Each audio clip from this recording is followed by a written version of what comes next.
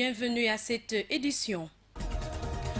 Un seul titre dans ce journal avec la commémoration de la tragédie du 26 septembre 2002.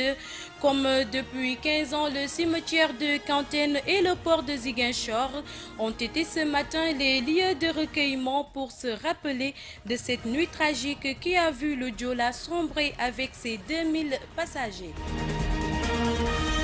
L'actualité internationale et la revue de presse mettront fin à cette édition, le développement. Bienvenue. Plusieurs personnes ont pris part ce matin à la cérémonie de recueillement et de dépôt de gerbes au cimetière de Kantène à l'occasion du 15e anniversaire du naufrage du bateau le Joola. Maître Augustin Tine, ministre des Forces armées, était à la tête de la délégation officielle venue de Dakar. Le résumé est de Sissa Okoli. Le cimetière de Kantène est l'un des 4 où reposent les naufragés du bateau le Joola, lequel a fait naufrage au large des côtes gambiennes le 26 septembre 2002, tuant officiellement 1863 personnes. Les 3 autres cimetières sont ceux de Bassori en Gambie, de Kabadjo dans le département de Bignona et de Mbao dans la région de Dakar. Autorités, parents, l'armée, mouvement Afolar, etc. ont tous pris part ce matin à la cérémonie de recueillement et de dépôt de gerbes à l'occasion de la 15e commémoration du naufrage du bateau le Joola à Kantène au cimetière des naufragés, plus précisément où reposent 42 disparus. Augustin Tine, le ministre des Forces armées, a dirigé la délégation officielle qui est composée de Madame le ministre Aminata Angélique Manga, du ministre Souleymane Jules Diop, de l'honorable député Ramadiata, du secrétaire général de l'ANRAC, etc. Le représentant de l'Église catholique a d'abord ouvert le chapitre des prières avant que l'envoyé de l'imam Ratib le remplace pour un récital de Coran à la mémoire des naufragés. Après la cérémonie de recueillement, destination le port de Ziguinchor, où une autre cérémonie similaire est prévue.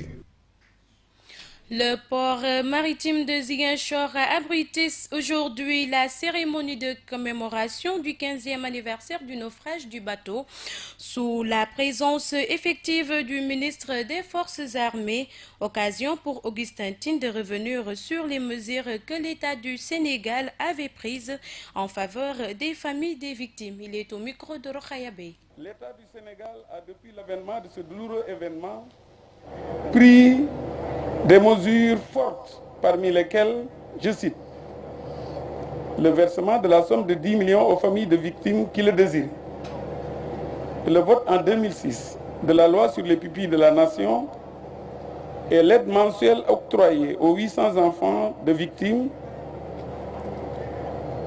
n'était qu'une infime partie par rapport à l'ensemble des mesures que l'État du Sénégal comptait prendre pour la prise en charge des victimes du Joola en particulier et pour la Casamance en général.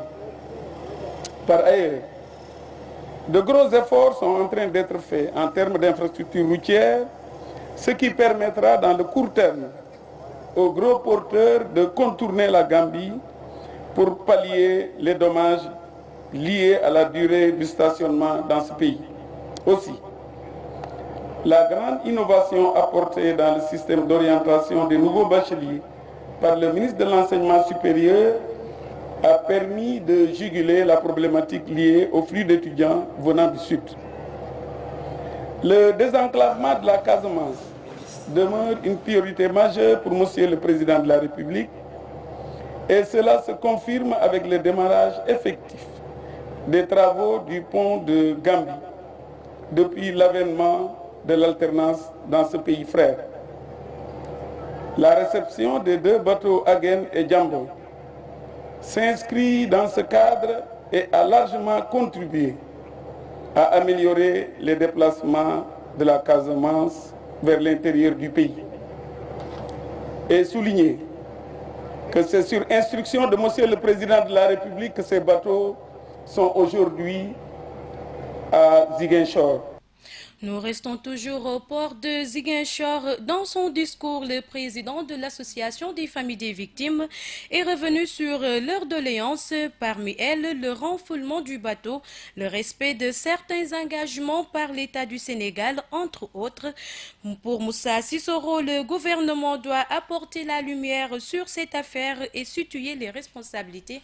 Nous l'écoutons. Ces initiatives sont à saluer certes, mais elles ne nous donnent pas le droit d'occulter les attentes encore nombreuses des familles de victimes du Diola, et cette journée représente une occasion pour elles de les exposer en détail. À savoir, premièrement, le respect du caractère rétroactif de la loi, votée en 2006 déclarant pupille de la nation des orphelins du Diola, qui est entrée en vigueur laissant en rade injustement plus d'1 millier d'enfants orphelins.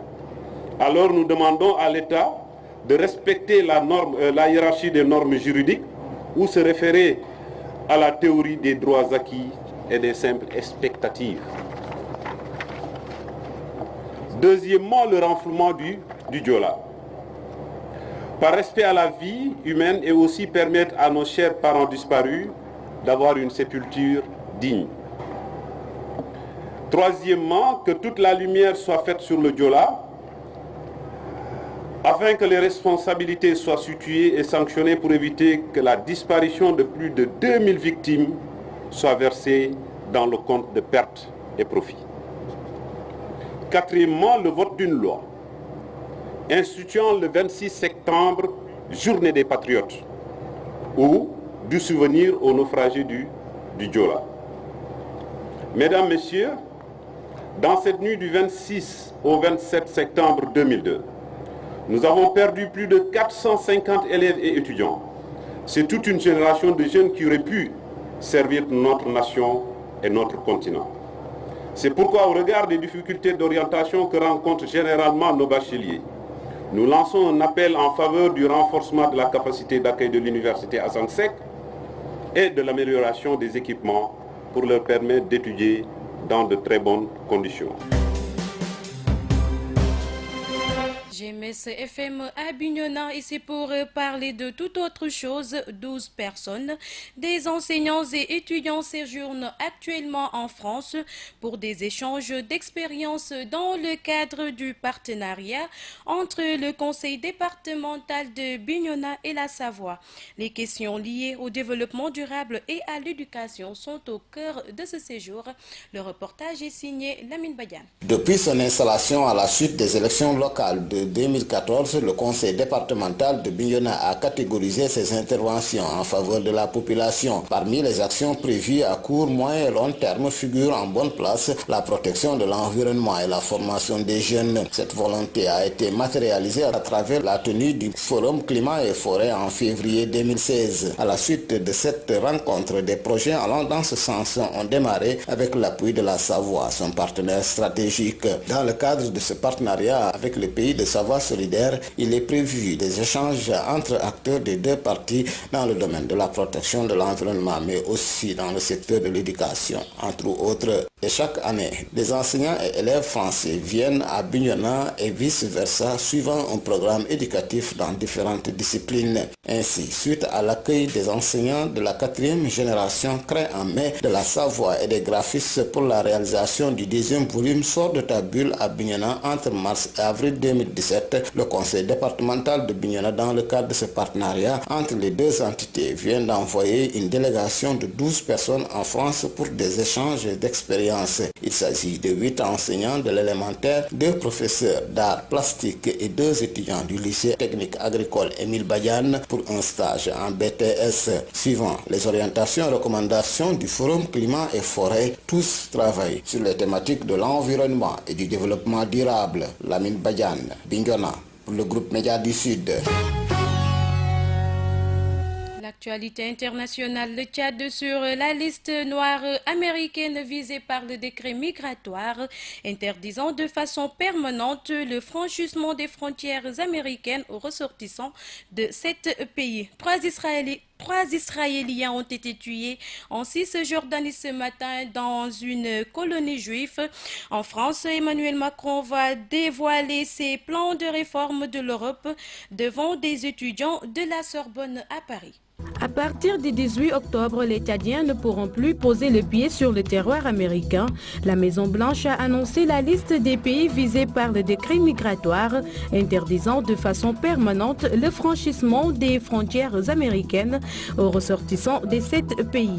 En cause des manquements à la sécurité sur leurs voyageurs et un manque de coopération avec les États-Unis, le Tchad est sur la liste noire américaine au même titre que la Syrie, la Libye, l'Iran, la Somalie, le Yémen et nouvellement la Corée du Nord.